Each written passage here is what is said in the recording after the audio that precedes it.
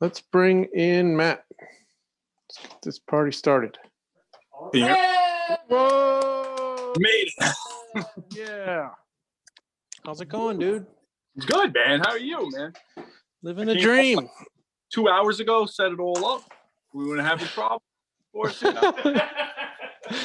That's okay. It's not like there's millions of people watching.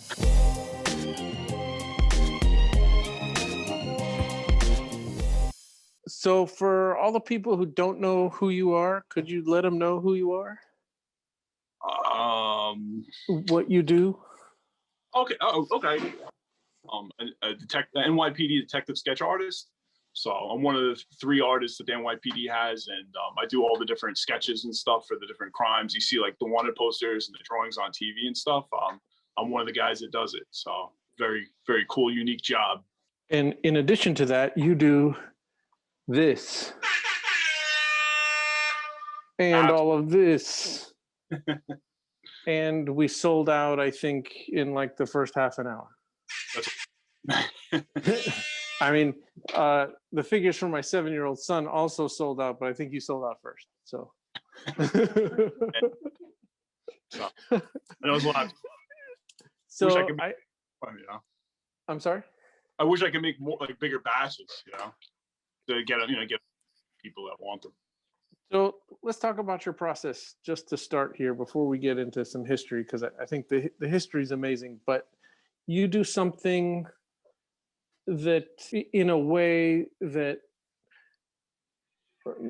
very few other people in the scene are doing. Most people are casting resin, and it's about the casting and the shape. And for you, it seems it's like about the paint and the customization and the detail. And it's like, it seems like you're just like a detail machine. And the people who are collecting your stuff are doing it specifically for the realistic details. Thanks, man. Yeah.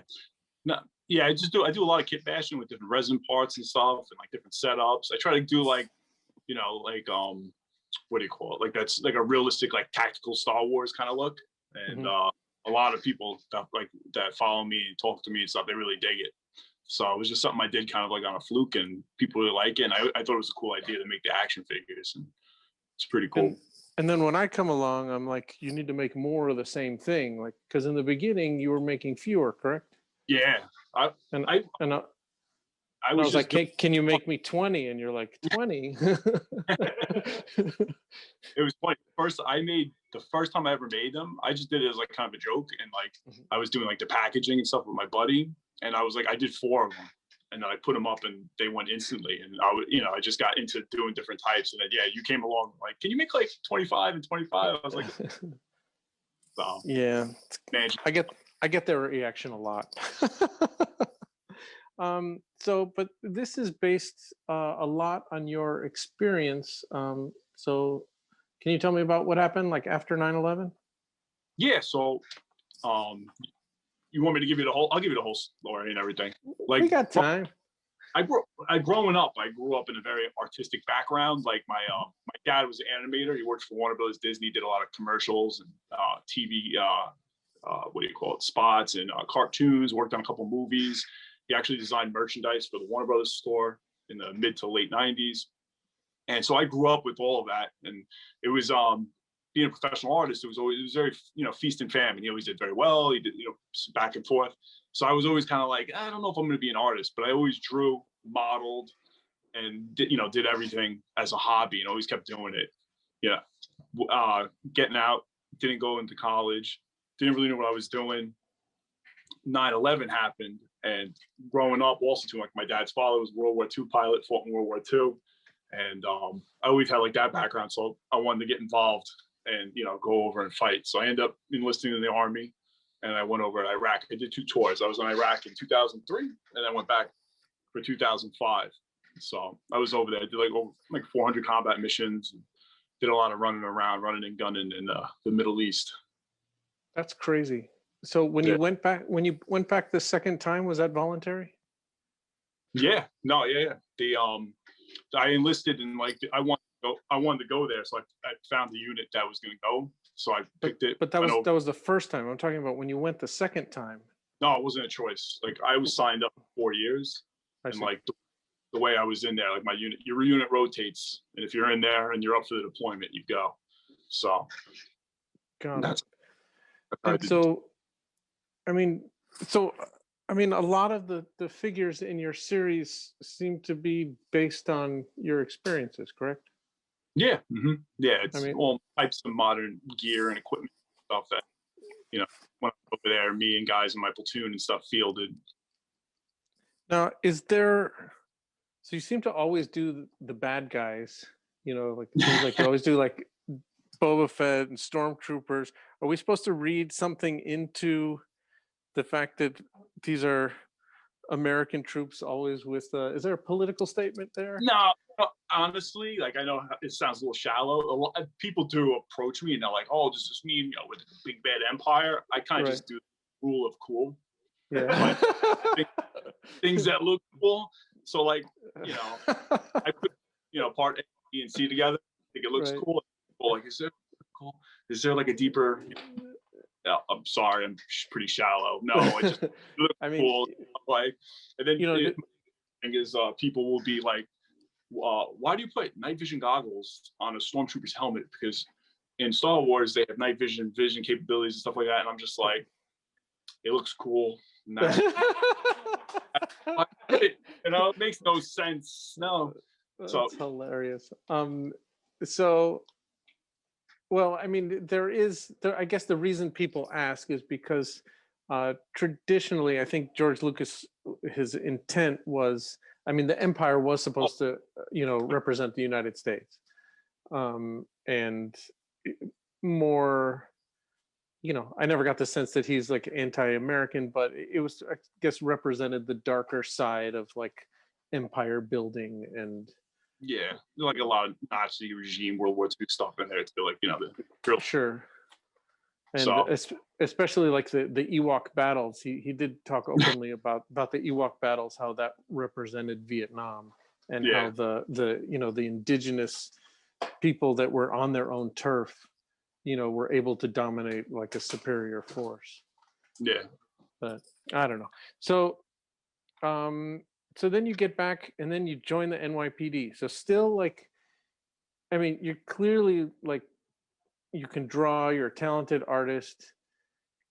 You do 2 tours, you come back and then you join the NYPD. Still no art, just kind of art on the side? Yeah, just art on the side. When I was actually in the Army, the NYPD actually sent recruits to where I was stationed. And a friend was, "Hey, they're giving out the test. You want to go take it?" And I was kind of like, yeah, whatever. He's like, no, we got to take it. So I ended up taking it.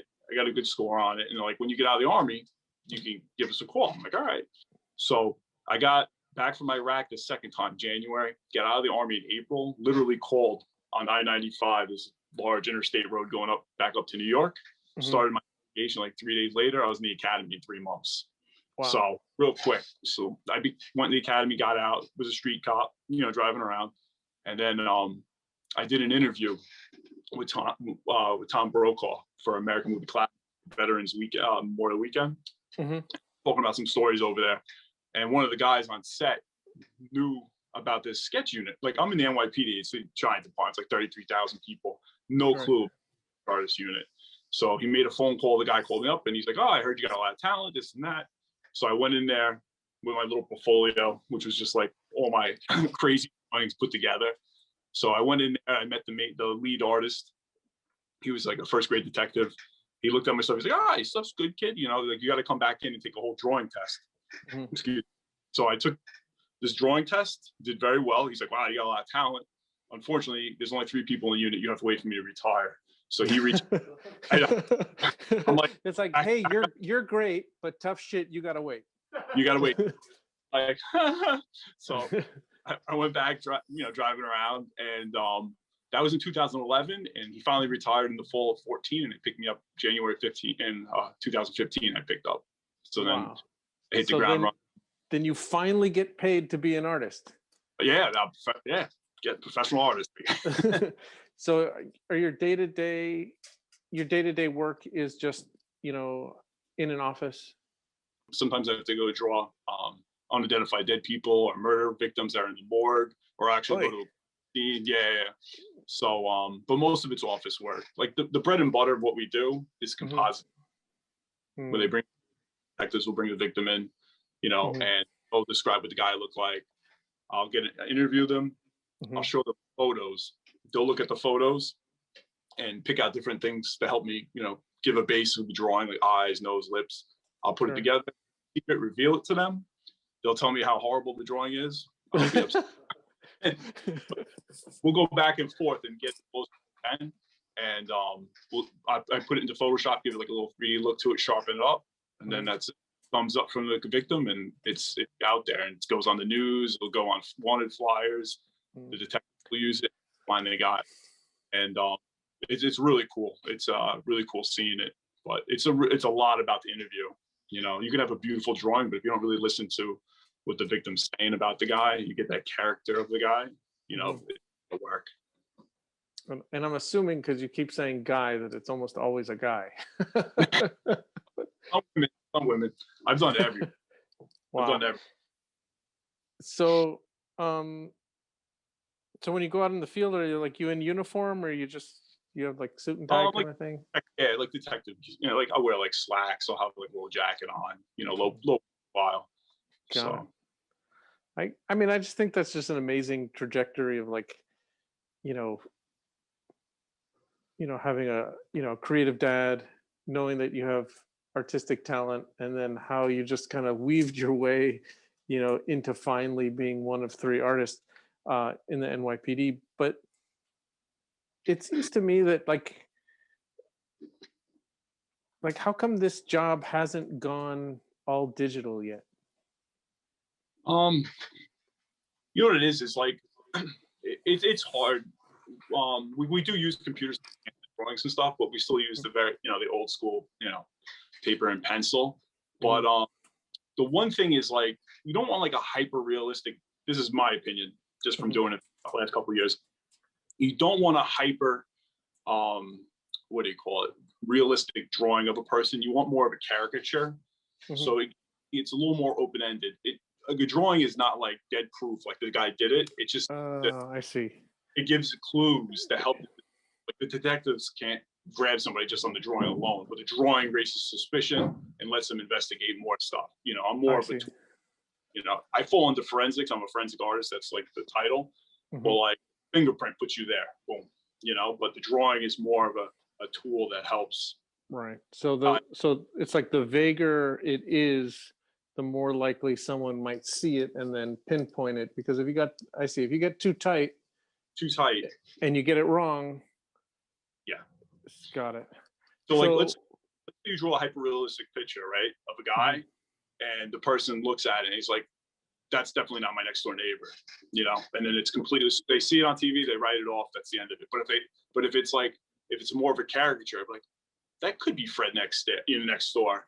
And then that person calls and gives a tip, and then it opens up a little bit more for the detectives to investigate.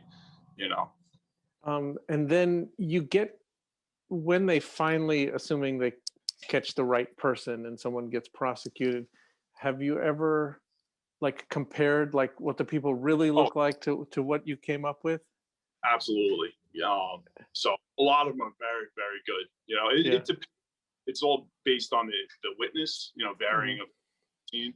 But some of them are there's a couple online that I've done that have been like dead on, like I've had some, and all these drawings too have really, really wild stories too, all different in some way.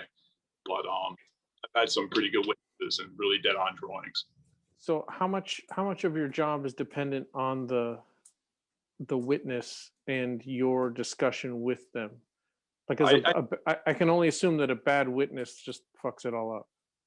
Yeah, it's hard, you have people too, they might be lying, that's not my choice. I do the drawing to my best of my ability, and take it to the full nines.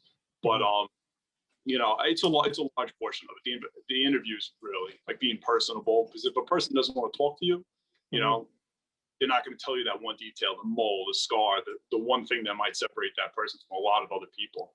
You got to pull and ask open-ended. Sure. So not to get too much into politics, but is it hard being a NYPD police officer these days? It's there's just there's ebbs and flows, and like last year you guys watched TV and stuff. It was a rough year. I was out there, and Right.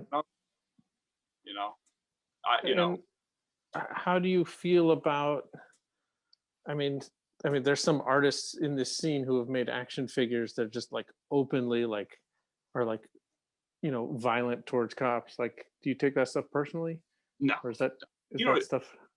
I have friends on both sides of the aisle, Mhm. and it is what that's it. Everybody's entitled to their opinion. Both sides So, of which aisle? Like you like friends with like hardened criminals? no, not hard. I'm just fucking with you. I have like hardcore conservative friends. I've hardcore liberal friends. And, that's it, man. You coexist. Everyone's allowed opinion. Debate. I don't talk about politics, religion, and Last Jedi. Those are the 3 things. Yeah. Wow. Bring up Last Jedi at dinner. Whew. That's amazing. All right. So you do something else also. You have another brand, right? Yeah. You're drawing and creating. What, you have t-shirts, you have apparel, you have stickers. Yeah. Can you tell everybody like what you do and where they can find that stuff? Yeah, sure. I have a brand, Battle Tribe. I just came up with a cool name, and it's pretty much what I funnel all my creativity through, so I can get it out to people. So like a lot of my artwork, I do art prints, I do my art on canvases, I do stickers, I do t-shirts, hoodies, I do everything, patches, I do shorts, socks, watch bands, everything. I just come up with ideas and just funnel it through that. And it's on Etsy. You can look it up. If you go to Etsy, type in Battle Tribe, or you Google Battle Tribe, you'll see it pop up.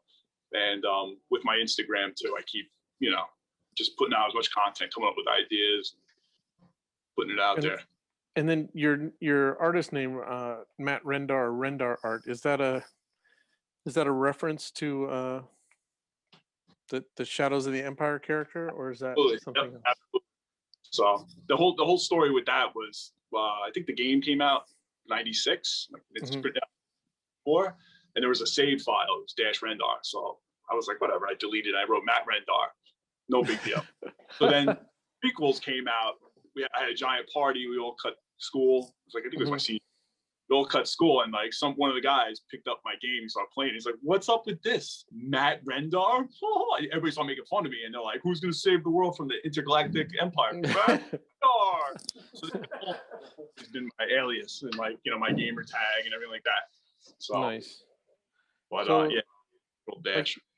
Do police officers have to alter, like, do you have to be more private about your online persona? Like, are you a natural target for people, or is that like just for beat cops, or how's that work? No, I mean, not too bad. Like if you look at my content and everything, you can tell I was military. I was law enforcement and stuff. It's not flashing out there, but if you look very closely, you'll see it. But I don't run around with the flag. I do my thing, and that's it. So you're not forced to be like more private about like where you live or your name, or because I think I had that conversation with you earlier. Like I was like, "Can I use your real name?" And you're like, "Yeah, no problem." And I thought that like if I was a police officer, like I wouldn't want to put my name on. It's like, I don't know. Yeah, I'm not flashing all over the place, but it is what it is. It is 2021. I know we live, man. Noted. Got it. Well, so what's the future hold? Like, is this you're gonna keep doing this until you retire, and then this is gonna be your side gig? Yeah, I want to do. I have a couple like comic design stuff I want to do. Like I have a whole world and little comic series starting up with my own characters and everything. And I really want to make figures for them. And there's a lot of retro. I love retro stuff, man. Like 80s, 90s, and I got a couple ideas on how to do the figures and stuff. So I'm talking to one gentleman I use for cast now, and a couple other guys. I have one guy digitally 3D printing some stuff for me. Nice. And, a lot of cool stuff gonna come down the pipe. It's a lot of fun. Battle Tribe it's so much fun for me. I just like, what do I want to do today, and I just come up with a new idea. So how much time is it to paint this figure? it's like couple days. I do everything like I have everything set up. I have a nice tape set up, and then I do everything kind of line. A couple days for all 20, or a couple days for one? I hope not. No. I put them all together. I get all the pieces. I prime them, weather them, wash them, paint them. And then the next day I'm sealing them and putting the cards together and stuff. So I have a whole system down. But when I first met you, you were buying figures off the shelf. Yep. And painting them. And so is this cast or is this off the shelf? Both. It's got pieces that are and pieces that are off the shelf. Got it. It's just really amazing the work you do, and it's some of like the finest painting that of all the work that we sell. Like, and I'm not knocking anybody else, but a lot of people are. But it goes back to how I was painting miniatures when I was a kid. Like, it's like I thought I was cool because like I was painting like the Thing, and I painted him all orange, and then I painted his like little blue pants, and I didn't get any orange on there, and I was like, yeah. And then I showed it to a buddy of mine at the comic shop. He's like, yeah, man, you got to get the shading in there. You got to do the dry brushing. And I'm like, what are you talking about? I painted this perfectly. And he's like, nah, dude, it's like you don't get proper shadows on something that small. You have to force it. And I'm like, oh, fuck that. I'm not doing that. Well, my big hobby that I'm into, I'm a big tabletop war gamer. So I do like Warhammer and like a lot of historical games and stuff. So that I learned how to paint from that. And then I just I do props and costumes as well. But like everything I do just adds on, to the tool chest of skills to use for everything else. So do you think, having served